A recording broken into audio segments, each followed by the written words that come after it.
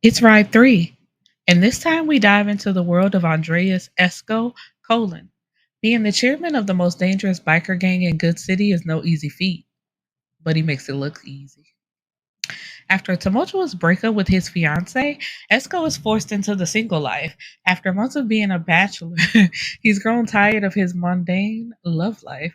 That is until he meets Kori Golden. She captures his attention at first glance with much more than her obvious beauty. Esko prepares himself to make a move, but there's an obstacle he must face. Corey's occupation forbids her from entertaining Esko, but he's determined to win her by any means necessary. On top of his new hurdle, the Burner Boys find themselves in a new beef with another gang. With Esko being the OG, he must prove that he is not only a leader, but willing to put in work even if it involves bloodshed. All right, my beautiful people, we are here for part 3 of the Burner Boys. And after this, we have one more to go, even though I really think it should have been 5 parts because I really wanted Pope and Sassy's story. Let me just jump into this right now. So, even in all 4 parts of the story that we do get, it's alluded that Sassy and Pope have something going on, like it's a unspoken thing, but we don't get the story. And whether Dominique wrote it or Charae wrote it, I wanted that story, but we were cheated out of that story. I ain't gonna say nothing else about it. But anyway, so let's jump into Esko's story. So we have a prologue of when Esko was in high school, and he was excited to learn that he made it on the football team. So he's running home to tell his parents about it, and when he like hits the corner of their street, he sees the police lights and he sees his father being arrested. And his father is an alcoholic. He's a known alcoholic. This has been their way of life for many, many years now. And even with him knowing that his father is an alcoholic, his dad is basically his favorite. So he exchanges heated words with his mother, like, you didn't have to call the cops on him. Why would you do that to him? He storms off. So with him storming off, he meets up with his best friend Nico, who is trying to persuade him to join the local gang. He's like, I already talked to him. We might as well go ahead and get jumped in today. And I told them about you, so come on, let's just go do it. And so with him almost letting his emotions get the best of him, he agrees. And so they together are going to talk to the gang, and they're like, what you want, what y'all are trying to do. And Esko sees Pope. So at this time, everybody know who Pope is. Pope is the guy around town. And Pope calls him over. And he tells him, because Nico was over there at first, but then he sends him on his way and says, let me talk to Esko by himself. And he tells him, don't let that little nigga ruin your life. He ain't got no goals. He ain't got no plans. Let him do that to himself. You don't do that. You got a life. You got something to look forward to. And Esko knows that this is true. He talked like Nico don't go to school. He don't do nothing. He just has hopes of getting into this gang and selling drugs and making a lot of money. And that's just where the road ends for him. So basically that day they stopped being friends with each other. So now we're in the present day time. Esko's fiance. Now, I can't remember if it was mentioned much in Uno's story, but I do remember in Yachty's story, like Pope had made the announcement that they were losing a member basically, and that Esko was getting married, and it was the end for him. So his fiance Persia just came to the clubhouse and destroyed his bike with a bat. And he's just standing there embarrassed, and Pope is looking at him like, you better get her in check, because I don't do this ratchet shit at the clubhouse. Like, ain't no way she should have came up here making a scene the way she made a scene. And they're about to go out on a ride, and obviously he can't go because his bike is in fucking pieces all over the place. So he jumps into his car and races home, and his son is there. They have a 5-year-old son together by the name of Carmelo. Esko and Persia have been together for 6 years. They were together for a year before she got pregnant, and they've just been together all this time. So Carmelo jumps up, obviously excited to see his dad. Like, Dad, come on, come watch TV with me. But Esko, he's like, I can't right now, son. He got something else on his mind. And of course, Carmelo, he's disappointed, but he just sits back down. And Esko goes into their bedroom.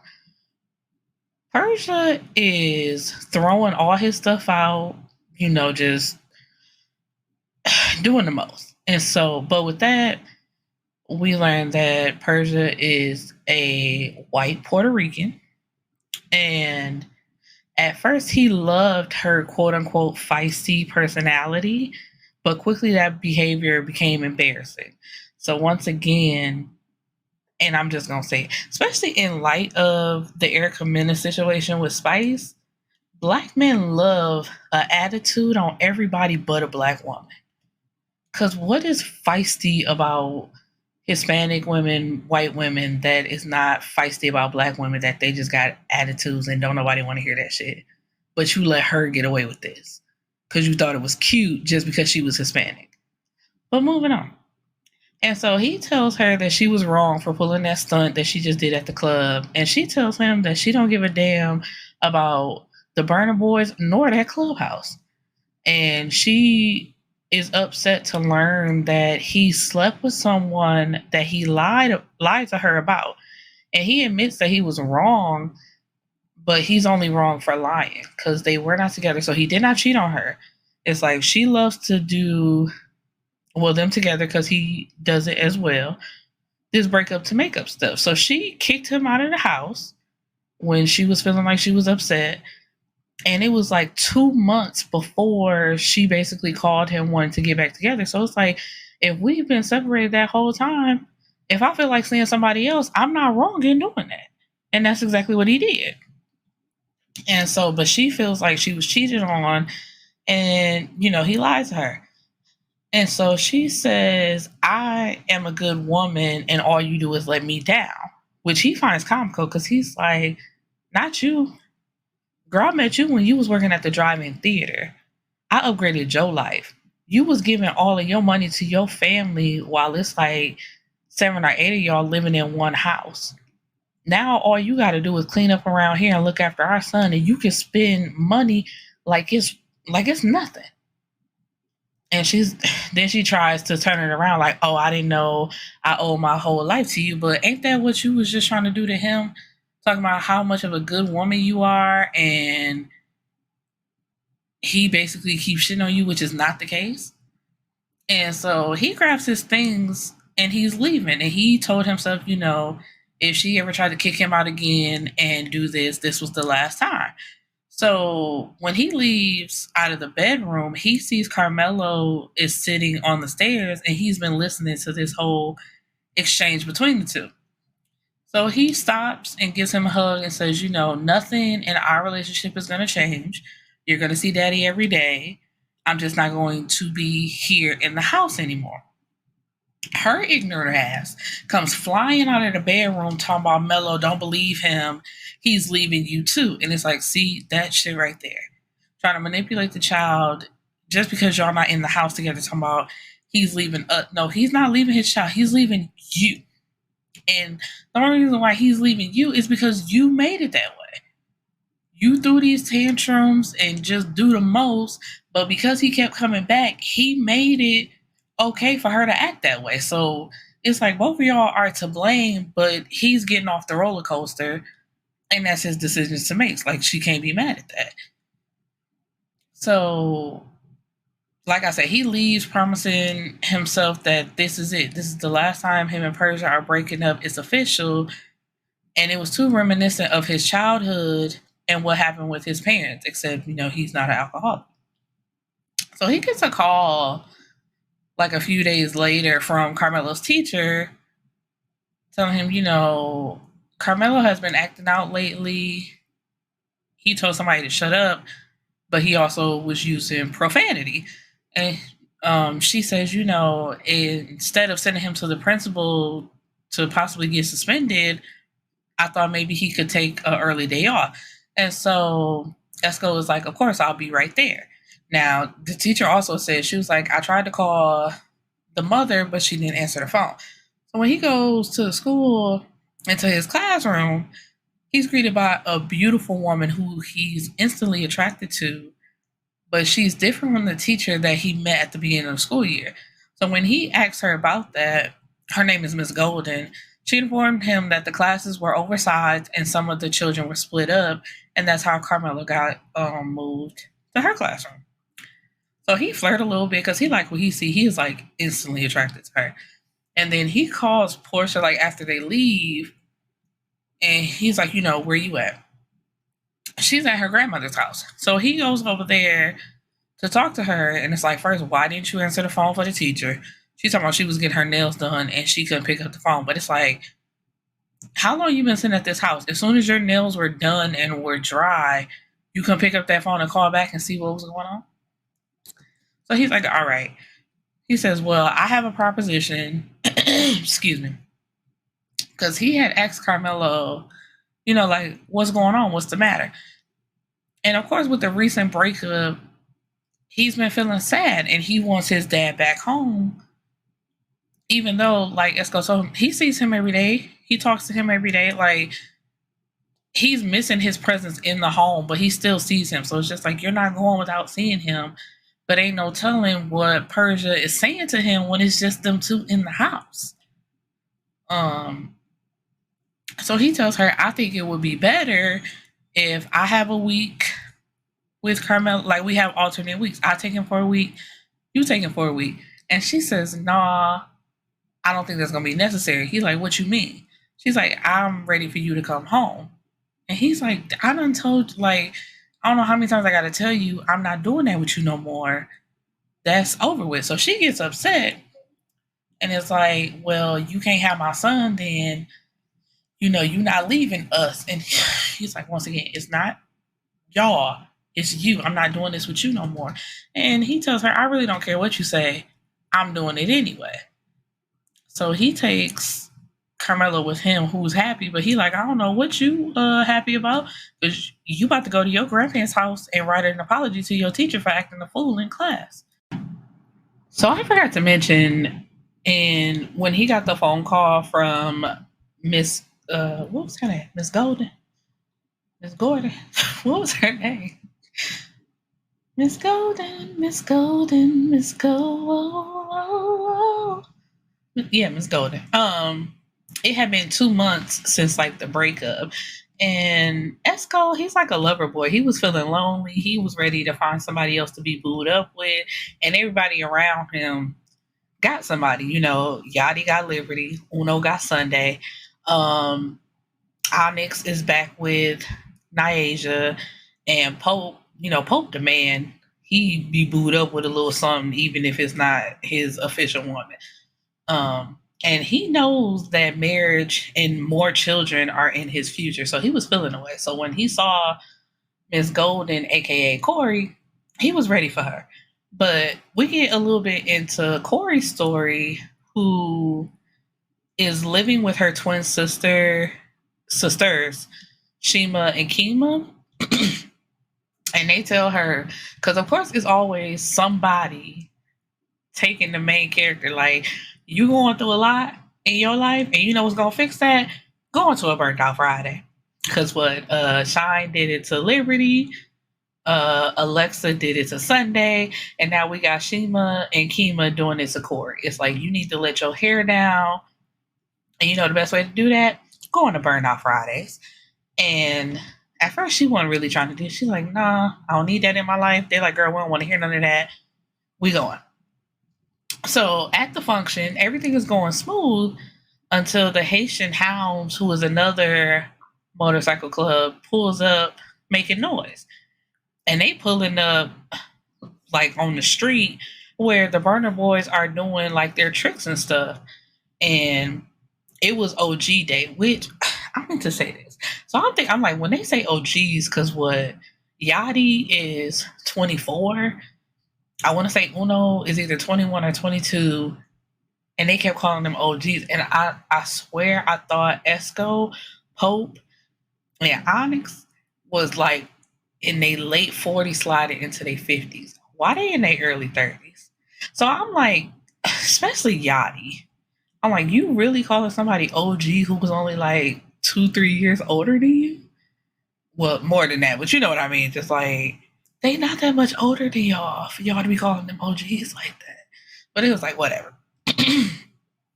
So, what is it? So they Pope like comes out and is like, "What is y'all doing?" And the leader of the Haitian Hounds is like, "What? We can't come and chill with y'all?" And Pope is like, "Yeah, but you know it's a better way to do it than this. You pull in on the sidelines and enjoy the festivities from the side. You're not a burner boy. This is for burner boys only. Like on this track right here. What is you doing?" And so because they got called out and kind of put in a place, they feel away about it. But in them having this back and forth, Esko is looking at this arm wrapped around one of the Haitians, and he sees a tattoo that's looking real familiar. The next thing you know, she lifts up her head and it's Persian. And she's smirking, thinking she did something, but it's like, if anything, girl, that makes you look like a hopper. It don't look good for you. And so at that moment, whatever little respect he had for her and how he was trying to let her live, Esko cut all that off. It's like, this is the ultimate disrespect, in what I want to say, like in their world and what they have going on. So ain't no way you thought it was cool doing what you was doing. So he's like, all right, I see you. And I think he called her a bitch. Because the dude was like, what, you jealous? He was like, ain't no way I'm jealous of a bitch that I had for years and a hoe swallow my nuts multiple times. And she was like, oh, wow, now I'm a hoe. He like, you don't even talk to me for real. Like, I don't want to hear nothing else about you or from you, basically. And so after that, he cuts her off financially. I'm just like, how do you fuck up the bag like this? Like, yeah, y'all broken up, but you got to keep the house, and he was still letting you spend his money freely as you wanted to because you were his kid's mother. You are his kid's mother, I should say. So then she's calling him like, my credit card not working. Why you cut my credit card off? It's just like, I thought you had somebody else. If you got somebody else, if you messing with somebody else now, let them take care of you. I'm not going to continue to do it. And you trying to play in my face and play on my name. Like, girl, get the hell out of here. And she want to humble herself. Like, no, I was just doing that to make you mad. No, you know the consequences of your actions. And you're still living in the past of, oh, I've done stuff to make him mad before. It's not going to be that serious. He going to let it go. But it's like all of them take that motorcycle club real serious. Like, they're a family. Ain't no way he was going to let that ride. But anyway, in the midst of him having to deal with Persia, he's getting closer to Kori. So let me jump back to the burnout. Because even after he saw her and she was dismissed, that's when he saw Kori and went over to her and gets her on the back of his bike and take her for a ride. And just like how Uno told Sunday, Esko tells Kori, you stamp now, you mine. And she's like, who the hell said that? I don't belong to nobody. He's like, yeah, whatever. So, she tells him they really can't be together, or they can't even try to build anything because it's a conflict of interest with her being Carmelo's teacher. Esko ain't trying to hear none of that. He proves to her, like, girl, you feeling me, and we just gonna keep it on the low, but I'm not stopping nothing. And he takes her on a date, which is a surprise date to New York City, where he takes her around, buys her a couple things, and she's still trying to keep him at arm's length. And he's like, I'm not going for that, which is also a common thing between all 4 books. It's just like these guys are getting with women who, like, they like them, they're attracted to them, but they don't really want to be a part of that world, if you know what I mean. So, Esko goes to sit down at a restaurant with Persia to once again try to get an understanding. And I guess he thought because if they were meeting out in public, she wouldn't act a fool, but it was the exact opposite because she is still on the same shit. And she's like, I'm ready for you to come home and stop playing all these games. And he has to tell her once again, I don't know how many times I have to tell you, but as far as us being in a relationship again, because we are family no matter what, but us in a relationship is not going to happen. So she's asked him, like, what black bitch has his nose wide open? And for some reason, this shocks him. And I'm just like, ain't no way this her first time saying something like this. And that's why I brought up Erica Mena earlier, because that's very much what this is given, even though this book was written a few years ago. But it's that same thing. It's like they get with black men, sleep with black men, have half black children, but it's always the women they want to talk down on. And so, like I said, for some reason this shocks him, because I guess she's never spoken like this before, or in all her feistiness, he wasn't paying it no attention. So he asked her to expound, like, what do you mean by that? And she goes on a rant about black women getting weave that looks like her natural hair, them wanting baby hair that she naturally has. And I'm like, hold on. Our baby hairs compare, like, y'all don't even have baby hairs. That's the thing that be killing me. Y'all love trying to claim shit that belongs to us. But it's like, okay. And so then she says the lashes and the nails come from Hispanic women. We took that from them. Black women always try to act as if everyone wants to be them or copying off them when they don't want to be themselves, which is a lie. Our whole style, our whole being, like, what comes to us so naturally, y'all have to put on the front. So it's just like, don't even get me started. And so then she says, every time we broke up and you got with somebody else, it was always a black woman. And the fact that you keep running back to one every time we break up is disgusting to me. So black women are disgusting, not the black men, not the black dick that you hopping on, but the fact that he is getting with a black woman. And I'm just like, that is crazy. Once again, Malcolm X said it the best. The most disrespected person is the black woman. Because it's like, how do you not hate the black? Oh, well, because you're having sex with them. Obviously, there ain't no why. We know what the why is. And I'm like, you can have black children, well, half black children anyway. You don't see the bad in that.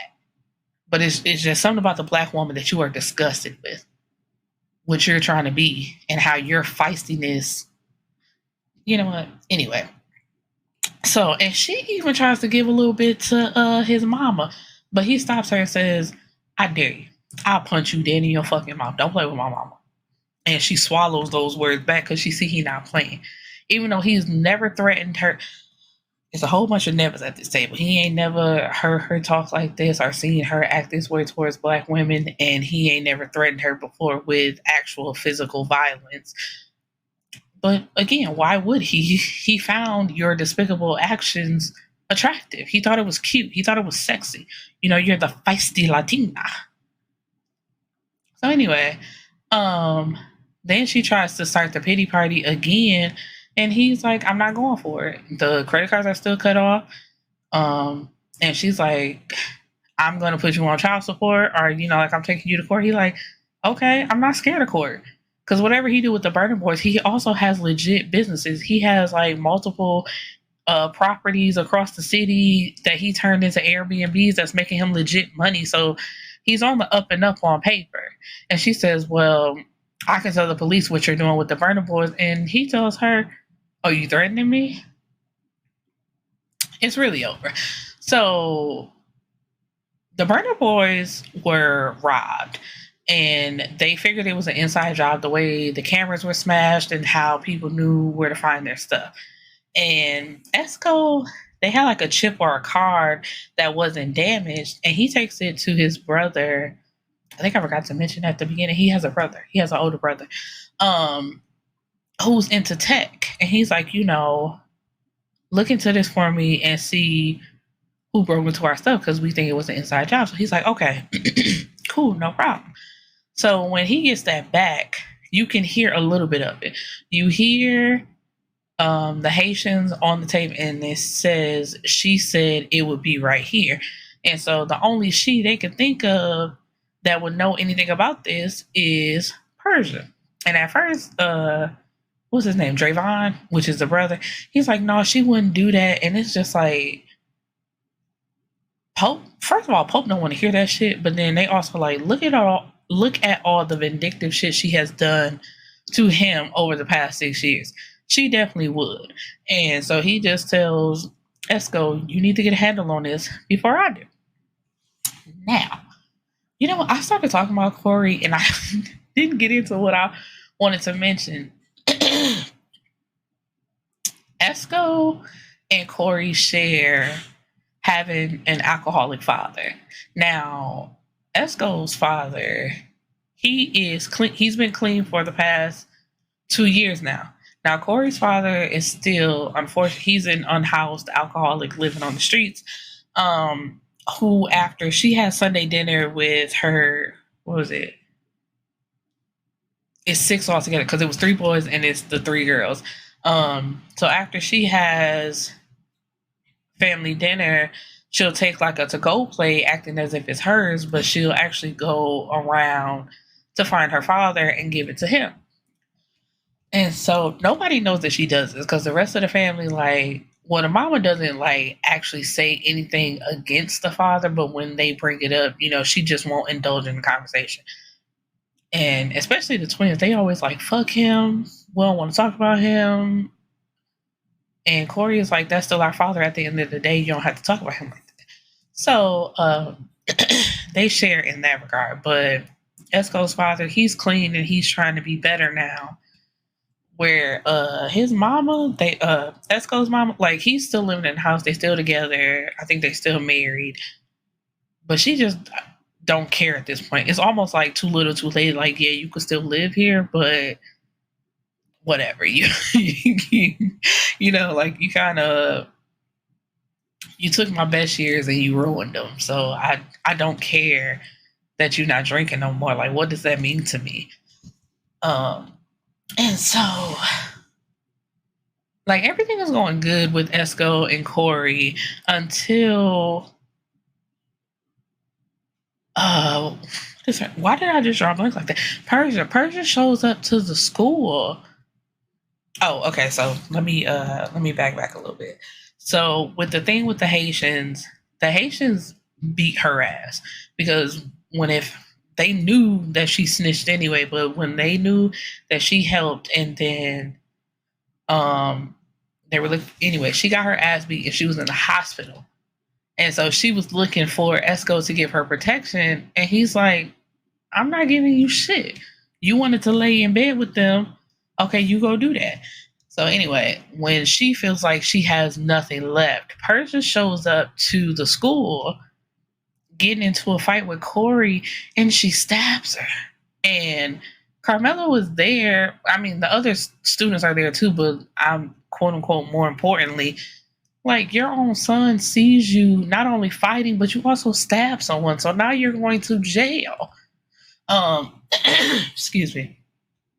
So, but when she got stabbed, Kori didn't want to talk to Esko. She's like, I cannot be involved in this. And even with her being in the hospital, the school told her, like, basically she was suspended without pay until they did a thorough investigation. And so she just knew she was going to lose her job. So she's like, look at what you cost me, even when I told you I didn't want to do this from the very beginning. So, you know, Esko was like, baby, I'll take care of you. You know, like, I still want to be with you. I'll make this right. Like, I swear. All that type of stuff. And she's like, no, I don't want to hear it. Whatever. But she gets a call from the principal who tells her, you know, you're not going to lose your job because technically she came and assaulted you. And, but what they will do, Carmela, I think she's being moved to a different classroom. So she's not going to teach that class anymore. She has a different class. And while she was upset about that, she accepted it because she didn't lose her job completely. And her and Esko are in love and they couldn't just let this relationship end. So they're together. Carmelo knows about their relationship. Like, he kind of gets it, but he doesn't really care about it. And everything is all good. And that's the end of Esko and Kori. And I will see you guys in the next episode, wrapping up with Onyx and Shine. Peace and blessings, my beautiful people.